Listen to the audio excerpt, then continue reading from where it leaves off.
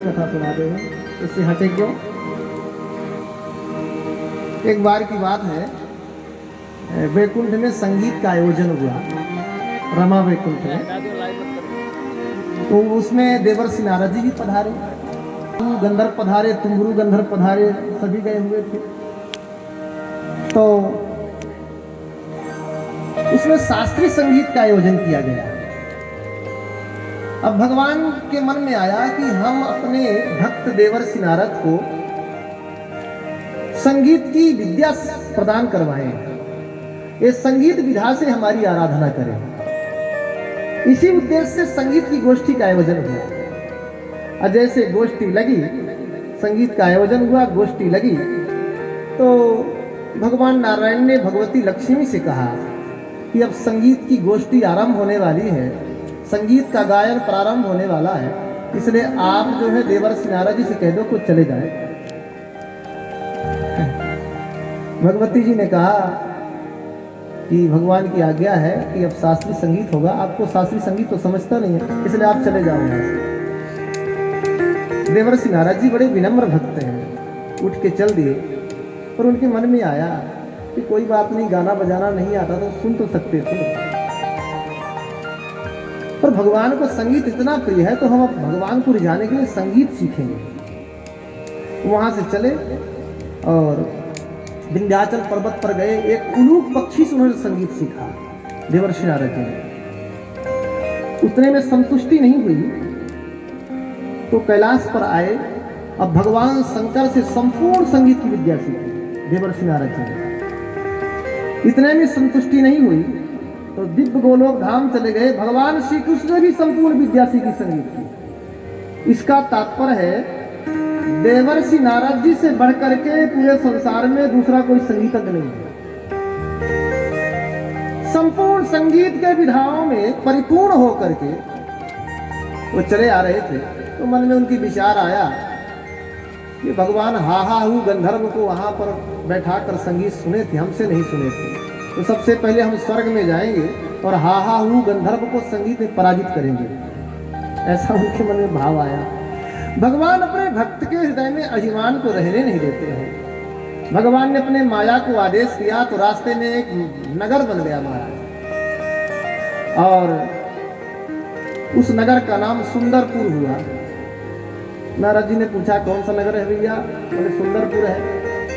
नगर तो बड़ा सुंदर था पर उसमें रहने वाले जो लोग थे एक भी अच्छे नहीं थे, सब साबुत, कोई भी साबुत नहीं था, अंग भंग थे। किसी की नाक टेढ़ी तो किसी के कान टेढ़े, तो किसी का मुंह टेढ़ा, किसी का हाथ नहीं तो किसी का पाँव नहीं।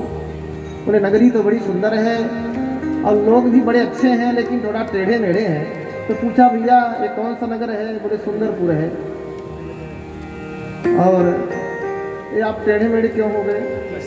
बोले नारद बोले हम राग और रागनी हैं, संगीत है, राग रागनी है। एक नारद नाम के जो महात्मा है वो बड़े मनमानी ढंग से गाते हैं तो हम टेढ़े मेढ़े हो गए। अब हाहा हू नामक गंधर्व आएंगे, बढ़िया संगीत सुनाएंगे तो हम फिर स्वस्थ हो जाएंगे। नारद जी का सारा अभिमान दूर हो गया कि अभी भी हमसे हाहा हू का ज्ञान उत्कृष्ट है, ऊंचा है, हम फालतू में बेवजह ही उनसे विरोध कर रहे थे। चलो चलो स्वर्ग में जाकर पहले उनसे माफी मांगते, क्षमा याचना करते। तो नारद जी स्वर्ग में गए और हाहा हू गंधर्व से हाथ जोड़ करके क्षमा याचना किए।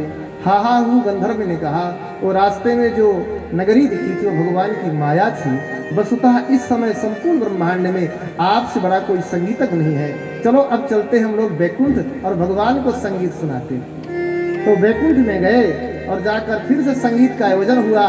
बड़े बड़े गवैया ने गाया, हाहा हू ने भी गाया, लेकिन जब देवर्षि नारद जी ने गाया भगवान का मन प्रफुल्लित हो गया, रोम रोम खिल गया हमारा।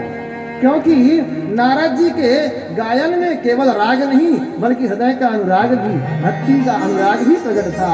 उसको सुन करके भगवान अत्यंत प्रफुल्लित हो गए और मन में सोचने लग गए इतना बढ़िया सुनाया है, इनको आखिर देवें क्या? तो भगवती लक्ष्मी की ओर देखा और जैसे देखा तो भगवती लक्ष्मी को उनके मन की जानती हैं, तुरंत समझ गई। जो शाश्वत वीणा भगवती लक्ष्मी अपने हाथ में लेकर के और बजाती थी उसी को दे दिया, ये दे दो। इसलिए कह रहे हैं सूत जी, देवदत्तां मां वीणा स्वरब्रह्म विभूषिता मूर्छयित्वा हरिकथा गायमानश्चराम्यहम्। भगवान श्रीमन्नारायण के द्वारा प्रदत्त है वीणा। इनमें हम विभिन्न प्रकार के रागों को छेड़ते हैं, अनुराग पूर्वक गाते हैं, सर्वत्र जाते हैं।